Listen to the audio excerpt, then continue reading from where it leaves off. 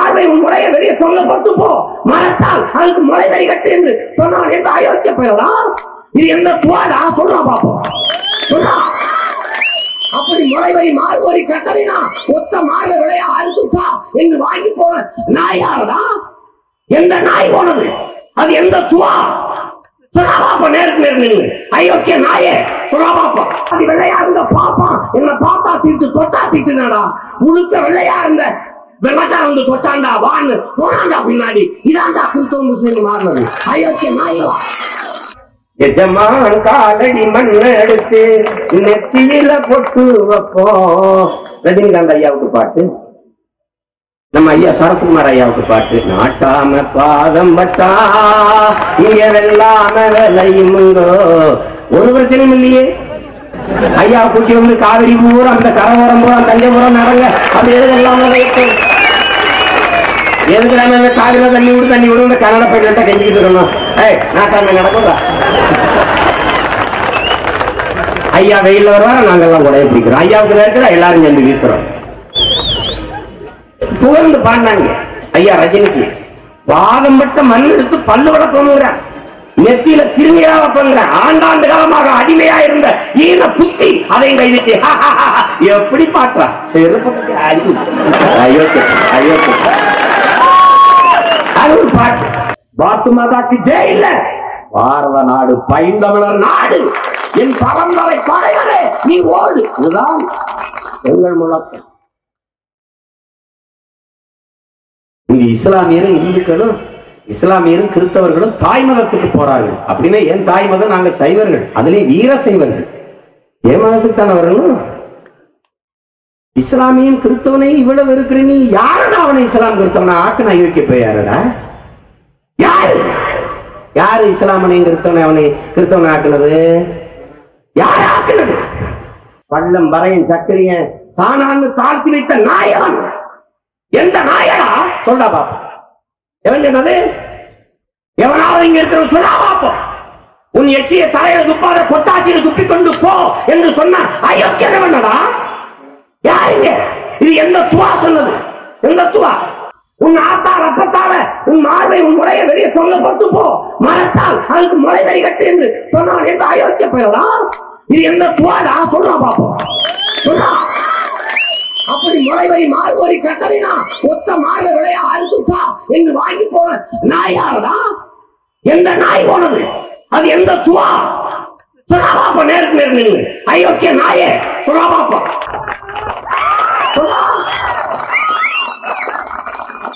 உன் ஆத்தால் அப்பத்தால் அம்மனமா நிறுத்தி கையையும் காலையும் தனித்தனியா அப்படி செலுத்துக்கிட்டு மாட்டுக்கு கசை அடிக்கிற பாலைய கசக்கிற கடுப்பு கம்பால முளைய கசக்கிற நாய் யாரடா? சொன்னா பாப்பா, சொன்னா. பாதி வெள்ளையா இருந்த பாப்பா என்ன பாப்பா தீட்டு தொட்டா தீட்டுனாடா. முழுக்க வெள்ளையா இருந்த வெள்ளக்கார வந்து தொட்டாண்டா வான்னு போனாண்டா பின்னாடி. இதாண்டா கிறிஸ்தவ முஸ்லீம் மாறினது. அயோக்கிய நாய்களா, நாய்களா. இங்க இருக்க ஒவ்வொரு கிறிஸ்தவனையும் இஸ்லாமியா மாத்துனதே உன் மதம் தானடா. நாயே யார்கிட்ட பேசிட்டா? வந்து நிலா ஒரு தடவை நேருக்கு நேரம் வாங்கிக்கலாம் பாப்பா. நல்ல அப்பாடுக்கு நீ பண்ணா சொல்லா பாப்பா.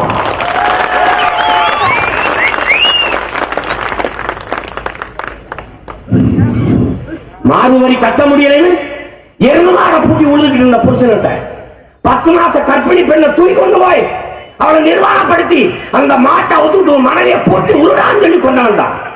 விடுதலை அடைந்த இந்தியாவில் 1956 வரை அடிமையில் இருக்கிற சந்தேகம் வச்சிருந்தா திருவாங்கூர் சமஸ்தானத்துல. அப்ப புழுங்கவாடா போச்சு ஒரு இந்துத்துவா? புழுங்க போட்டாடா அயோக்கிய பயல. சக்கரையில சொத்தா தாண்டிட்டு சாணான போத்தா தீட்டு எந்த நாய் வாடா சொன்னது? வாடா தொடர்ச்சி பெறுவேன் அயோக்கிய பயலா.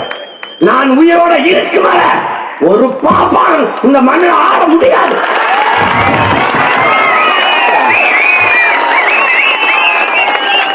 என்ன விளையாடு காட்டி இருக்க? நீ பித்த காட்டி இருக்க? முஸ்லீம் பல்லனா பறையனா சக்கையா இருக்கிறத விட பாயா இருக்கிறது மேல போனாண்டா அயோக்கிய பயல. வாடா பல்ல பட, வாடா சக்கிலே பட, வாடா பய பையனா போனாண்டா. அவனை வாங்க பாயுங்க முடிஞ்சு. நாயே இங்க இருக்கிற பூரா இஸ்லாமியன் இருக்கவனை இந்துவா மாத்திருவோம். என்ன சாதியிலடா செத்துக்க? எடுபட்டவள என்ன சாதியில் செத்துக்க? எல்லாரையும் பூடல் போட்டு பாப்பான இருக்கிறியா? ஒரு பிரச்சனை இல்லை. என்னைய முதல்ல செத்துக்கிறியா?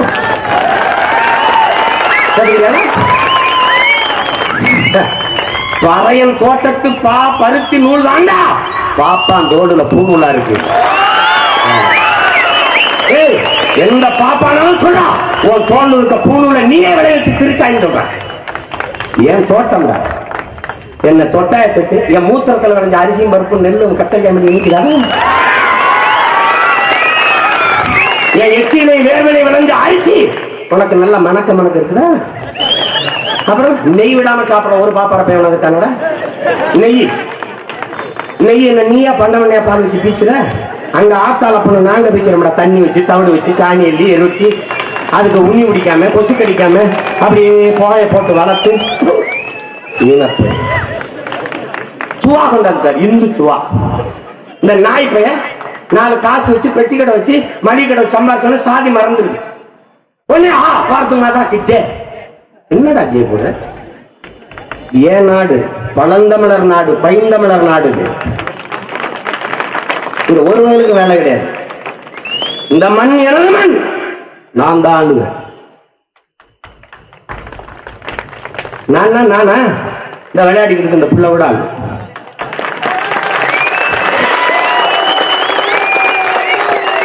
இந்த கூட்டத்தில் இருக்க யாரோ ஒருத்தர் இல்ல அவர் பேரம் ஒருத்தர். இந்த மண்ணின் பிள்ளைகளுக்கு சொந்தமான நிலம். வந்தே மணல்லாம் ஏறி மிச்சு வச்சு தூக்குறதுக்கு ஏமாளி போய் உள்ளே இல்லது. அது ஒரு காலம்.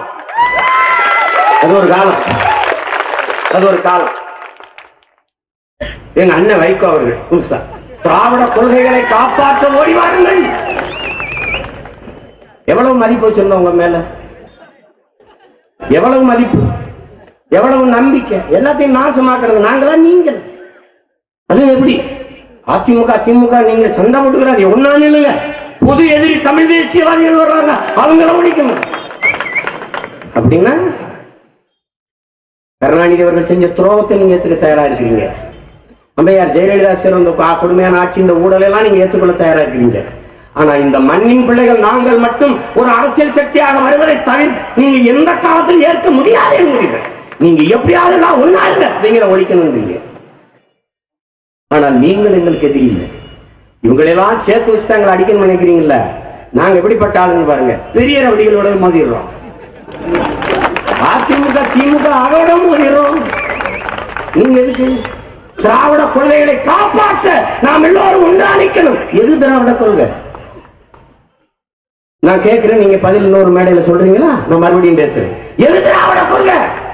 மதுக்கடைகளை மூடிய தீர்வேன் என்று தெருவுக்கு தெருவாக நடக்கிறீர்களே, இந்த மதுக்கடைகளை திறப்பது யாருடைய கொள்கை? எதன் கொள்கை? யாருடைய கொள்கை? பெருந்தலைவர் காமராஜர் வரைக்கும் திறக்கப்படாத மதுக்கடை யார் காலத்தில் நடந்தது?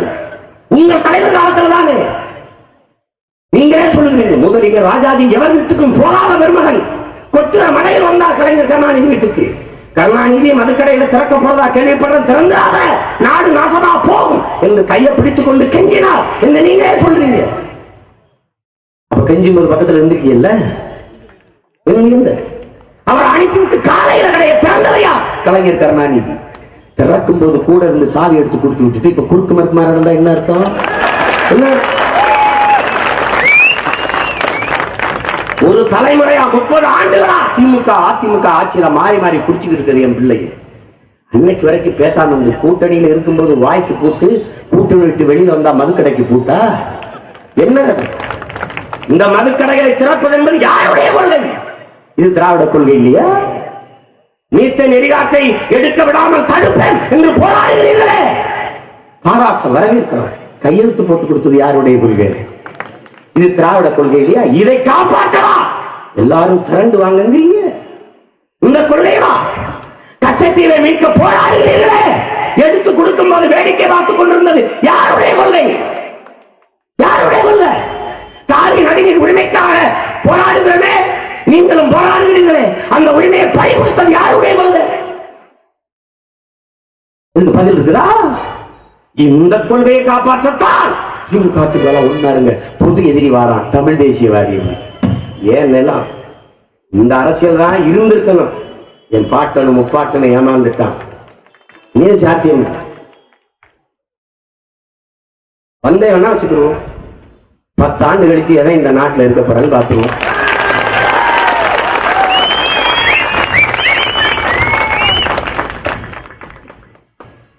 இதெல்லாம் கொடுமை இல்லையா?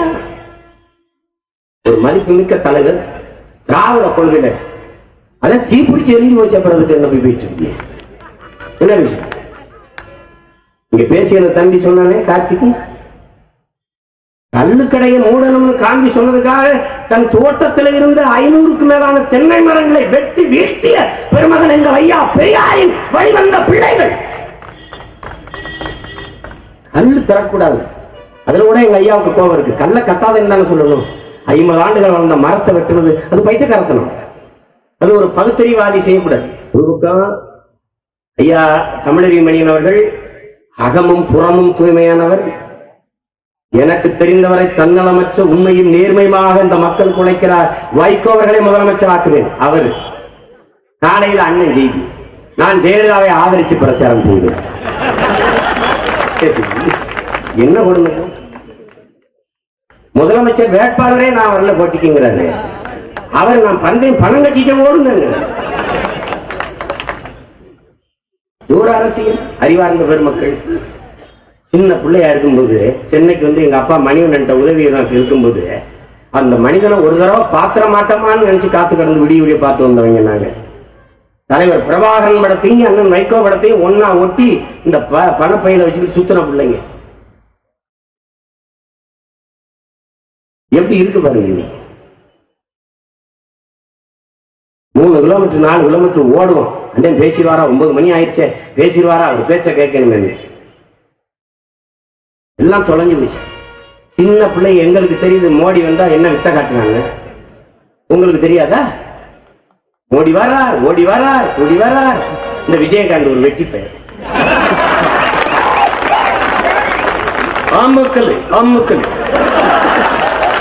மக்களே இங்க ஊழலை நான் பார்த்துக்கிறேன். மோடி அங்க மோடி வந்தா தான் இந்தியாவில் ஊழலை பார்த்துக்கிட முடியும். அது நல்லா பாக்குறாரு, பிரமாதமா பாக்குறாரு. Make in India, clean India.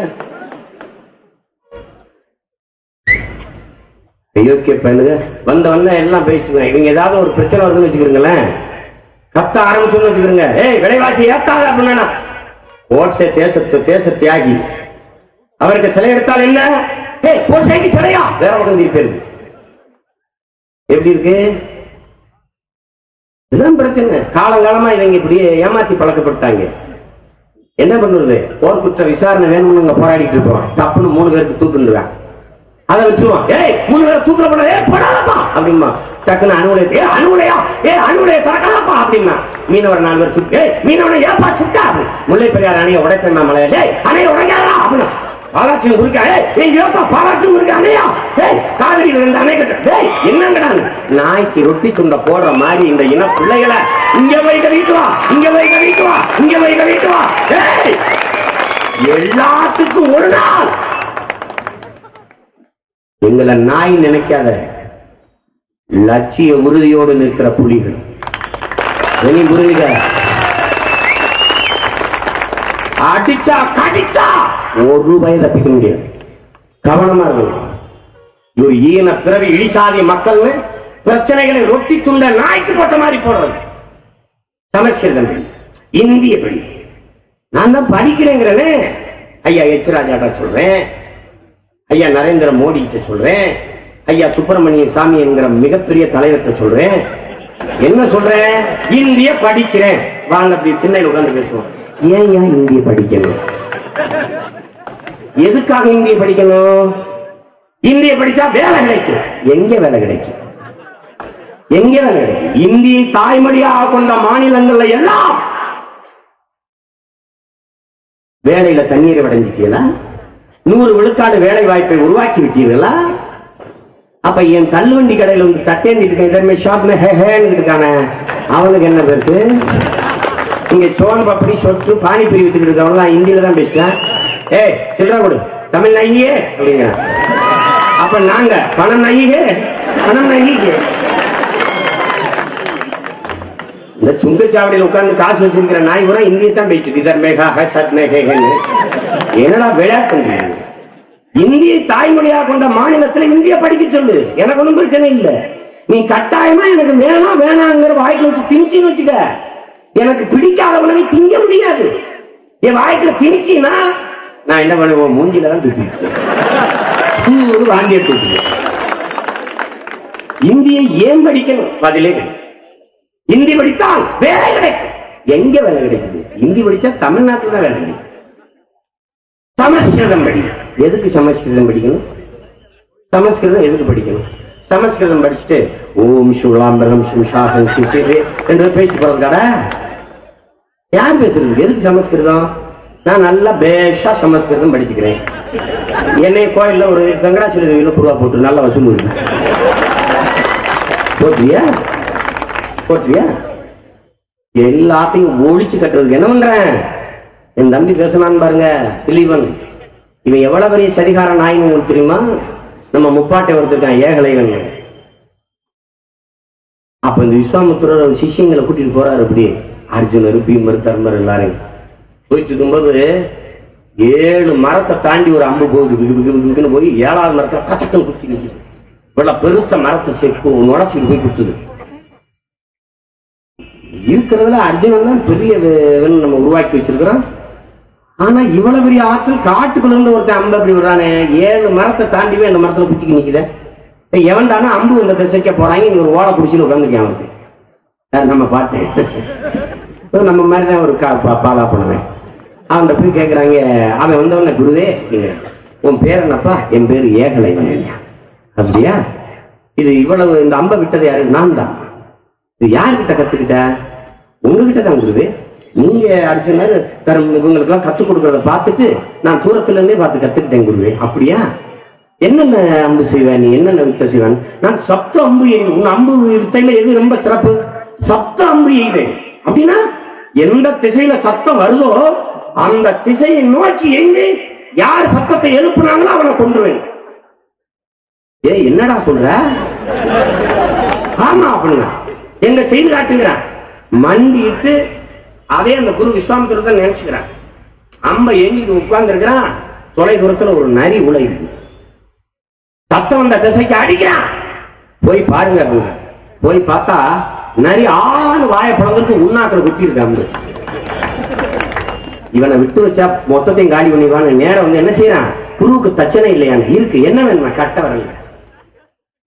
இந்த பாரு, நீ என் பாட்டனோட கட்ட வரல வெட்டிட்ட. அவனால வில் எடுத்து அம்பு எய்ய முடியாது. அவன் பிள்ளைகளால வேலை எய்ய முடியும். வேலை எறிய முடியும். பார்த்துக்க. விரல் இல்லைனாலும் 4 விரல்ட்ட புடிச்சு ஓங்கி நெஞ்சில எறிஞ்சுக்குவேன். கவனமா. இந்த ராம லீலா நடத்துறது, என் பாட்டை ராவணன் நிறுத்திக்கிட்ட அப்படியே யார் வந்தாலும் அப்படி அம்பு விடுறது. இந்த மானங்கட்ட ஈனப்பைய கூட்டம் நினைச்சுக்கிட்டு அங்க இருக்கிறதெல்லாம் அங்க அம்பு விட்டு இங்க நான் வேல் விடுவேன். வேல் வீரவேல் வெற்றி வேல் விடுவேன். அங்க ராம லீலாவா, இங்க ராவண பெருவிழா நடத்துவேன். எப்படி? திசை பத்தும் புகழ் கொண்டவன், கலைபத்தில் தலை சிறந்தவன், பண்டை தமிழ் மூதாதை மான தமிழ் மரவன், எங்கள் முப்பாட்டன் ராவண பெருந்தகை புகழ் போற்றி போற்றி என்று பாடியது. நீ என்னென்ன வித்த காட்டியோ அது மாதிரி நான் 10 மடங்கு குட்டிக்கன் நடிப்பு வித்த காட்டுவேன். அதுக்குதான் என்ன செய்யறேன்? நீ இந்து முன்னணியா, நான் வீர தமிழர் முன்னணி.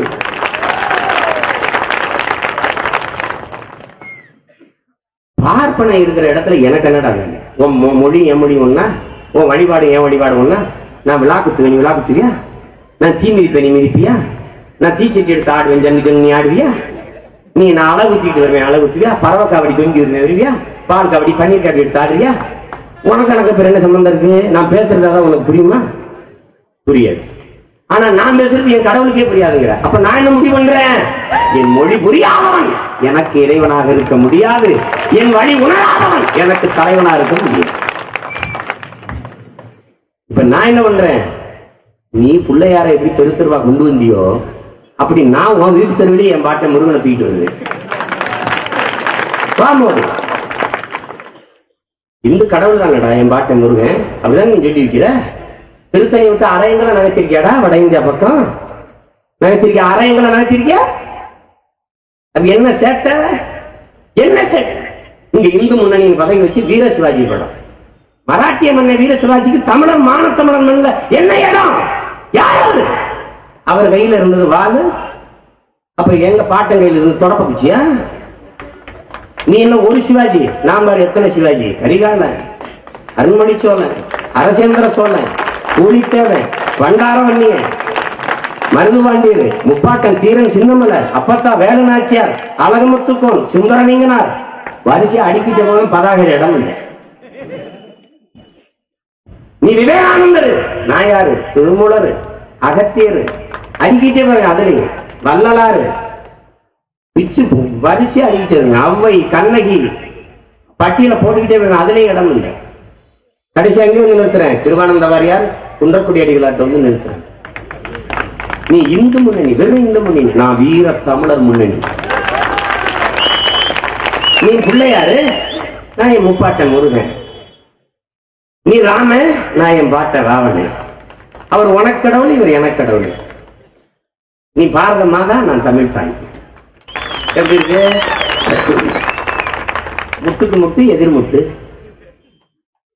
வா வா, என்னோட நீங்க காவடி எடுத்து ஆடிப்பாரு, சிலம்பு எடுத்து ஆடிப்பாரு, பறையடிச்சு ஆடிப்பாரு. வா பாப்போம். அரோகராவை முடிச்சிருவோம். போச்சு போச்சுங்க, போச்சு போச்சுங்க. யாருக்கு எத்தனை ஆயிரம் ஆண்டுகளா ஏமாடி பழப்பு? நூறுக்கு தள்ளிவோம். வாட்டை இல்லாத போகலாம். அவருக்கு 12 சீடர்கள் தான். என் பாட்டனுக்கு 1330 குரலுக்கும் 1330 சீடர்களை நான் உருவாக்க முடியும். அதையும் தாண்டி தெருவாக போய் பரப்புவேன்.